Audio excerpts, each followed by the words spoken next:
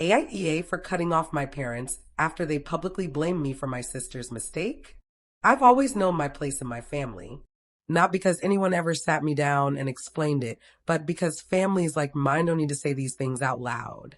You learn your role the same way you learn gravity, by falling enough times to understand it exists. I am the older daughter.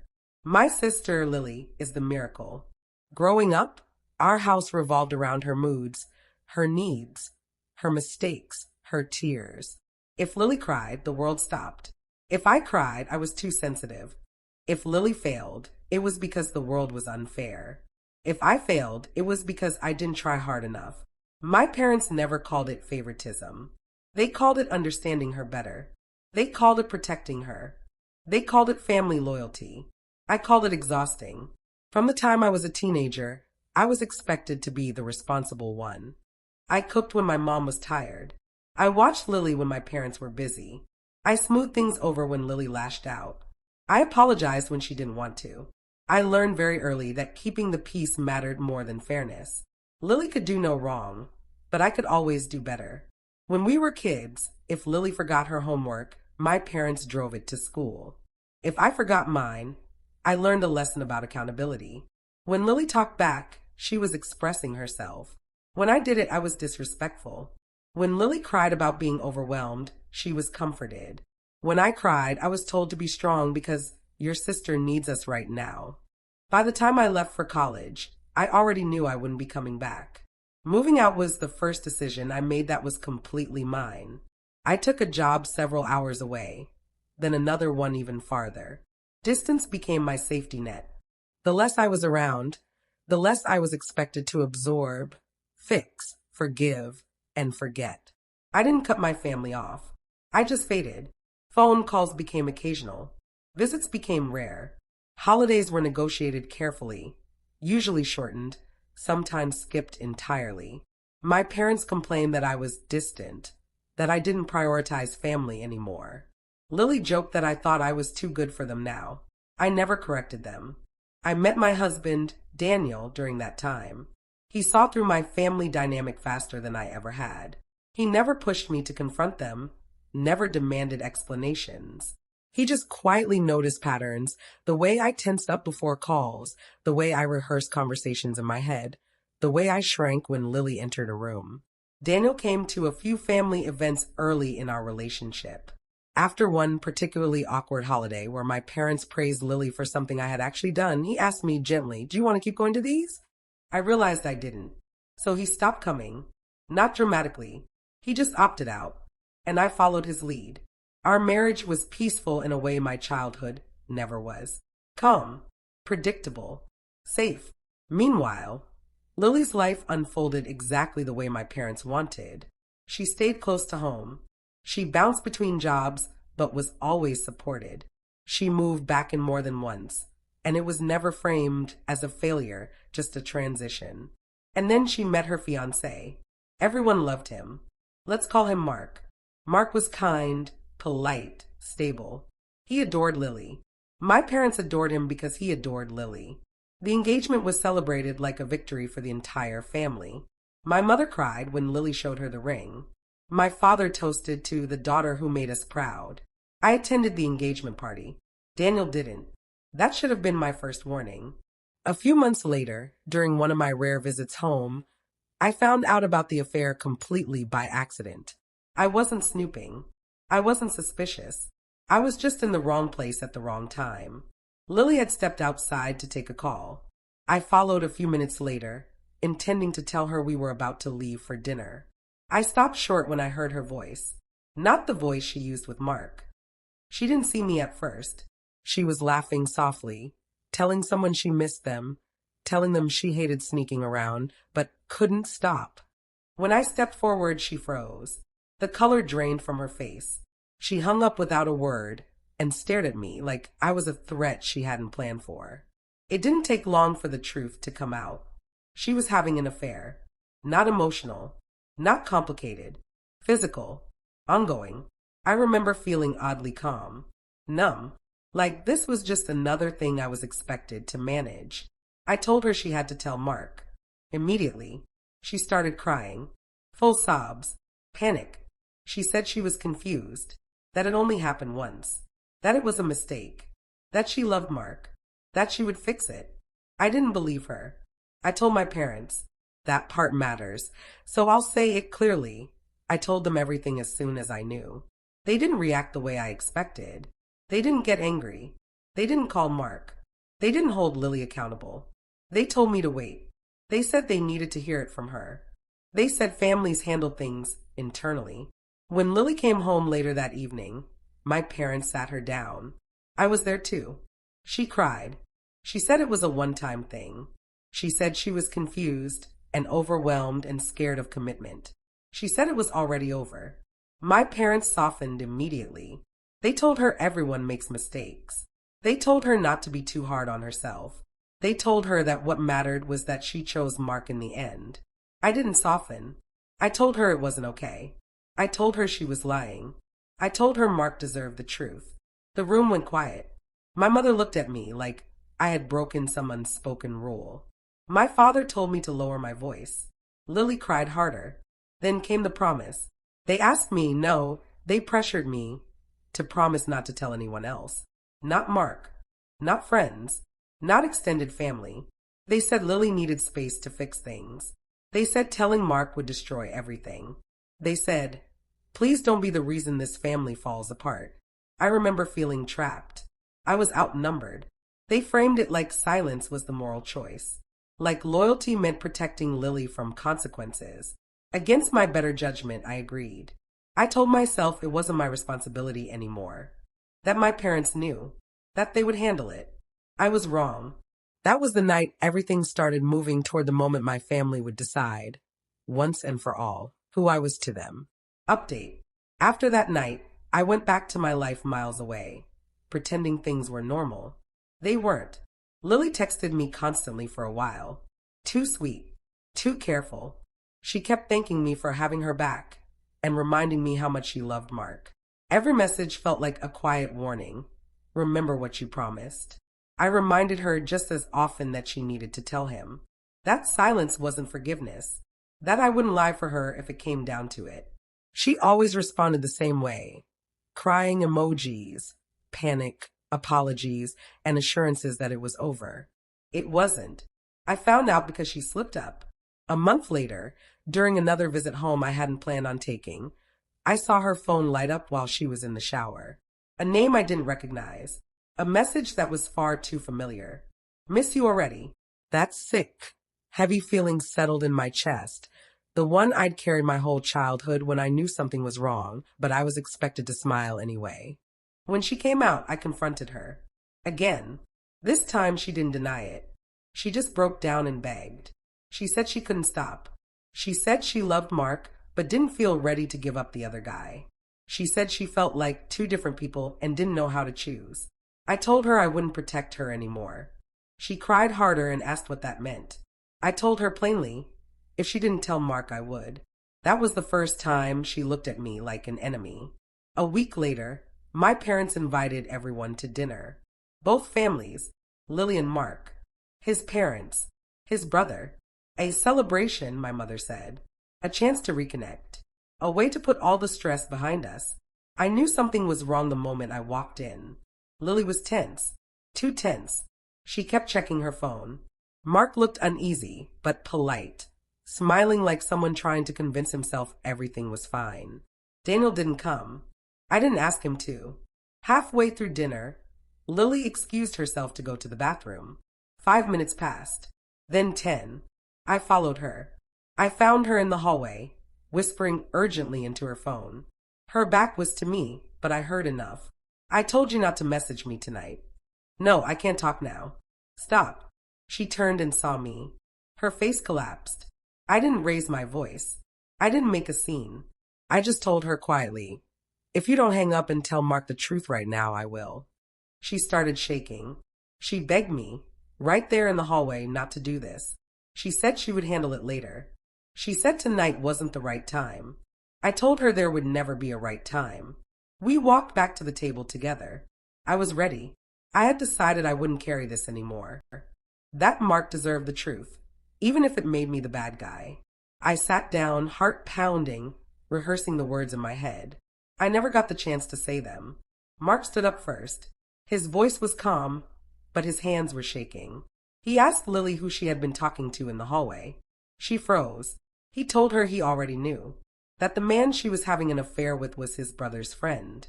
The room went silent. Lily started crying immediately. My mother rushed to her side. My father looked stunned. Mark didn't yell. He didn't accuse. He just said he couldn't do this anymore. He took off his ring and placed it on the table. His parents stood up, clearly uncomfortable, apologizing quietly as they followed him out. No one stopped them. The moment the door closed, the room turned on me. Not Lily. Me. My father asked why I didn't stop her. Lily sobbed and said I had always been jealous. They accused me of supporting the affair, of secretly enjoying the chaos, of wanting to ruin Lily's life. They said if I really cared, I would have forced her to stop. That the fact I followed her to the bathroom proved I was involved somehow. I couldn't believe what I was hearing. I reminded them I had told them everything from the start, that I had begged Lily to tell the truth, that I wasn't her keeper. They didn't listen. They needed a villain, and Lily had never been allowed to be one. I snapped. I yelled. I told them they were enabling her. I told them I wasn't responsible for another adult's choices. I told them I was done being blamed for cleaning up messes I didn't make. Then I left. I drove home in tears and collapsed into Daniel's arms, shaking with rage and grief.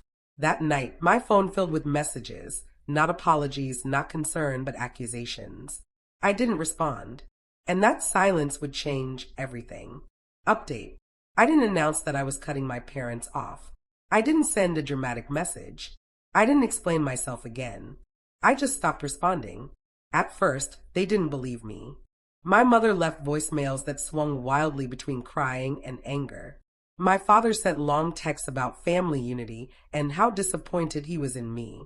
Lily sent messages that alternated between guilt and accusation, depending on the day. They all assumed this was temporary. It always had been before. For weeks, they blamed me openly. Not just privately in messages, but to extended family, mutual friends, anyone who would listen.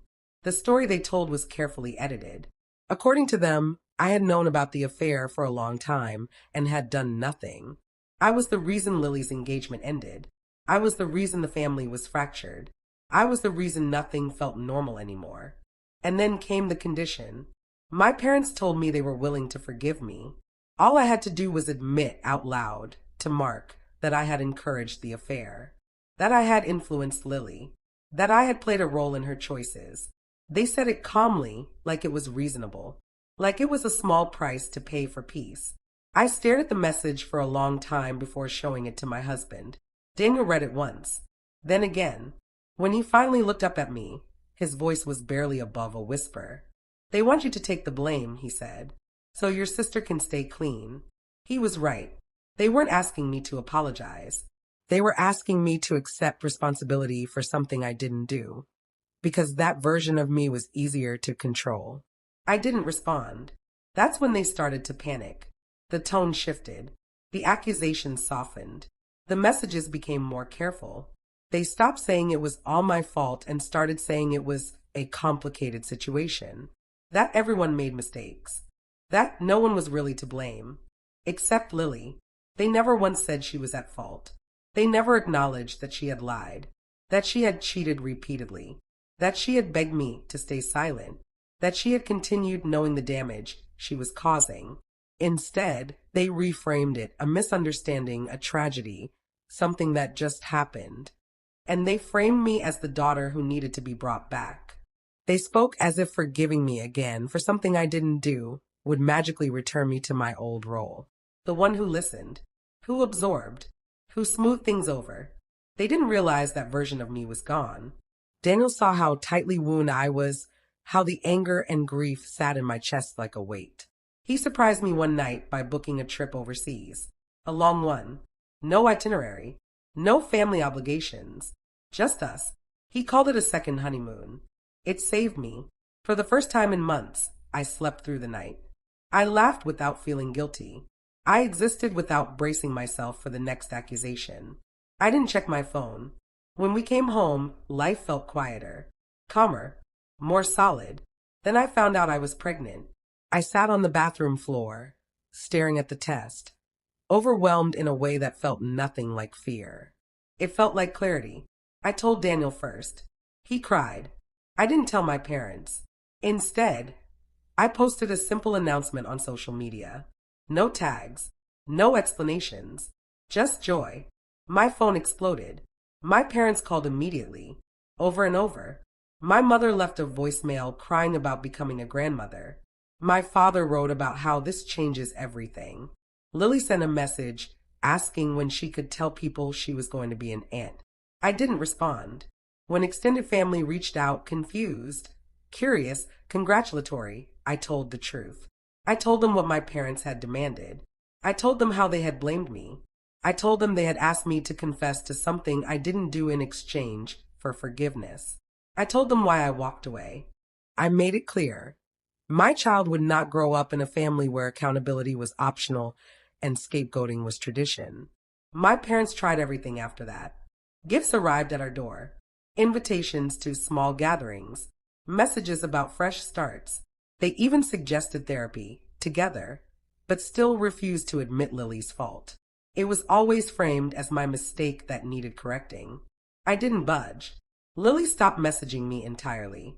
I think that hurt more than I expected, but it also confirmed everything I already knew. My child will never know the version of family I grew up in. They will never be asked to shrink so someone else can shine. They will never be blamed for choices they didn't make. They will never be told that love comes with conditions. And for the first time in my life, I'm not the daughter who keeps the peace. I'm the woman who broke the cycle. AITA? I don't think so. But my family still does. Update. I knew it was them before they knocked. There's a particular kind of knock that doesn't belong to strangers or delivery drivers. It's hesitant but entitled at the same time, like the person on the other side believes they still have the right to be there. Like they expect the door to open because it always has before. I was sitting on the couch, one hand resting on my stomach when I heard it. My heart didn't race. I didn't panic. What I felt instead was something quieter and heavier: recognition. Daniel looked at me from across the room. He didn't ask who it was. He already knew. We had talked about this possibility weeks ago, after the pregnancy announcement, after the messages I didn't answer, after the gifts I returned unopened. They're not coming in, he said calmly. I know, I replied. The knocking continued, louder this time, more insistent. I stood up slowly and walked to the hallway, not to open the door, but to look through the side window. And there they were, my parents, standing on my porch like nothing had changed. My mother held a bag in her hands, probably gifts, maybe baby clothes. My father stood beside her, arms crossed, his face carefully neutral. Lily was there too, a step behind them, looking uncomfortable but not ashamed. They looked like people who expected forgiveness. My mother mouthed my name through the glass. I didn't move. They knocked again. I stood there long enough for them to know I was home. Long enough for them to understand this wasn't a misunderstanding. This wasn't me being busy or distracted or unaware.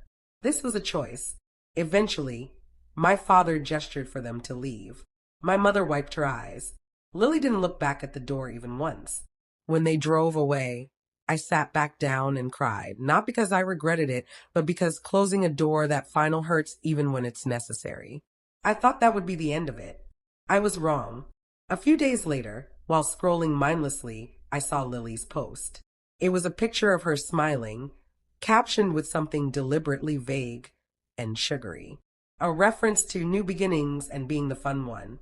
Then, buried between emojis and hashtags, a line that made my stomach drop. Can't wait to be the cool aunt. The comments poured in underneath. My mother commented first. We're so excited to be grandparents. Our family is growing again. My father liked the comment. Something in me snapped, not in a loud, explosive way, but in the quiet, terrifying way that comes when you finally see the full picture. They weren't apologizing. They were reclaiming, rewriting the narrative in real time, pretending access to my child was inevitable, acting as if silence meant consent, as if time alone would erase what they did, what they demanded, what they refused to acknowledge. They were already inserting themselves back into my life without permission. So I did something I had never done before. I spoke publicly. I made a post of my own. No names, no direct accusations, just truth, sharpened by clarity. I wrote about family, not the one you're born into, but the one you choose. I wrote about a child growing up with love, stability, and accountability. About a family that would consist of a mother and father who protected their peace fiercely. And then I posted another. This one was less gentle. I wrote about distance, about raising a child away from negativity, away from people who excuse harmful behavior to protect a favorite, away from cool relatives who mistake charm for character and blame others for the consequences of their own actions. I didn't mention cheating explicitly. I didn't have to. The messages started immediately. My mother accused me of humiliating them. My father said I was being cruel and dramatic. Lily messaged me privately, furious, demanding I take the post down, saying I was ruining her image and making her look like a villain. Then the comments on Lily's post changed. People asked questions. Someone connected dots Lily thought were buried. The word affair appeared. Then cheating. Then repeated. Lily deleted her post within hours. I deleted mine too. Not because I regretted them, but because I was done. No more explanations. No more defending myself. No more reacting. I blocked them all. That was the moment the noise stopped. And in that silence, I finally felt free. Some doors don't close loudly. They just never open again. And that's how cycles end. Update. Months passed. Life continued outside the reach of the family that had once tried to define me, control me, and rewrite my choices.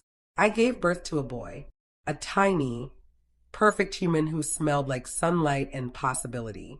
His little fist curled around my fingers, and in that moment, I understood what it truly meant to protect someone with every part of yourself. My parents never saw him. Lily never held him, and I didn't want them to. They had chosen their roles, and I had chosen mine. A mother's love isn't measured by DNA or tradition. It's measured by the courage to shield and nurture, even when it means standing completely alone. Daniel was there every step of the way, quiet, steady, unwavering. Together, we built a life that was ours alone. I finally felt the peace I had spent a lifetime chasing. I was no longer the daughter who faded into the background. I was a mother, a wife, a woman who had chosen herself, her family, and her happiness, and refused to look back. Some doors closed quietly. Others slammed. Mine closed, and it never reopened. And for the first time in my life, that felt exactly right. I am happy. My child is safe. And that is enough.